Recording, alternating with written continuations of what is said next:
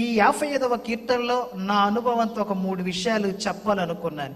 ఏంటంటే ఈ 55వ కీర్తన గ్రంథంలో దావీదు అనే మాట ఏమిటంటే, ఒకటి, నేను ప్రార్థన చేస్తాను అని 16వ చరణంలో చదువుకుంటే రాస్తారు. 55వ కీర్తన 16వ చరణంలో చదివితే ఏముందంటే, అయితే నేను దేవునికి మొర్రపెట్టుకుంటాను, యెహోవా నన్ను రక్షిస్తాడు. నీకు నెమ్మది కావాలంటే ఎక్కడికో పారిపోతే మనకు నెమ్మది దొరకదు, కానీ చేస్తున్న ప్రార్థన బట్టి మనకు నెమ్మది దొరుకుతుంది. చాలామంది అనుకుంటాం మేము ఎన్నో సంవత్సరాలుగా ప్రార్థన చేస్తున్నాం, ఎన్ని సందర్భాల్లో ఉపవాసాలు ఉంటున్నాం అని చాలా సందర్భాల్లో మనం మాట్లాడతాం. కానీ దావీదు ఒక సందర్భంలో చెప్తాడు, 18వ కీర్తన 6వ చరణంలో చదువుకుంటూ అంటాడు, నేను ప్రార్థన చేస్తున్నా నాకు శ్రమ కలుగుతుంది అంటూ ఏమంటాడంటే, అయినా నేను ప్రార్థన చేయటం మాత్రం మానలేదు.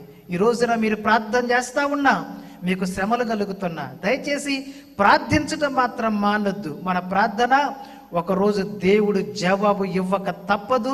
ఖచ్చితంగా మనం చేసిన ప్రార్థనకు నా దేవుడు జవాబును అనుగ్రహిస్తాడు ఆ దేవుడు. అందుకనే ప్రార్థన చేసి అలసిపోయి నెమ్మది లేక, దేవుడా నా మొర ఆలకించమని చెప్తున్నావేమో, నీ మొర ఆలకించే రోజులున్నాయి అని ఆశతో మనం బ్రతుకుదాం.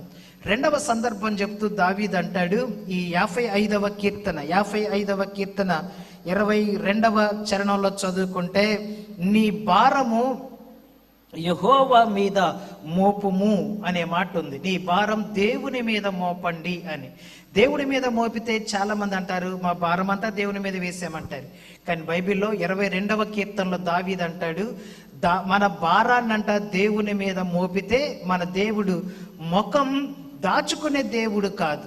ఒకవేళ మన భారాన్ని దేవుని మీద వేయగలిగితే ఆయన ఆ భారాన్ని తీర్చలేక తప్పించుకొని తిరిగేవాడు కాదు. 22వ కీర్తన 24వ చరణంలో చదువుకుంటుంటాడు, ఆయన బాధపడు వారి బాధను తునీకరించలేదు, వారిని చూసి ఆయన అసహ్యపడలేదు, అతనికి తన ముఖమును దాచలేదు, వాడు ఆయనకు మొర్రపెట్టగా ఆయన ఆలకిస్తాడు. ఈరోజు ఒకవేళ నీ భారాన్ని దేవుని మీద వేస్తున్నట్లయితే దేవుడు ఏం చేస్తాడంటే నీ భారాన్ని నా దేవుడు తప్పకుండా తీరుస్తాడు.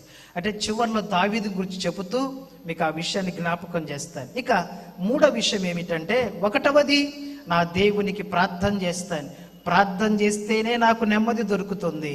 2వది నా భారాన్ని దేవుని మీద వేస్తాను, అలా నా దేవుని మీద నా భారం వేస్తేనే నాకు నెమ్మది దొరుకుతుంది.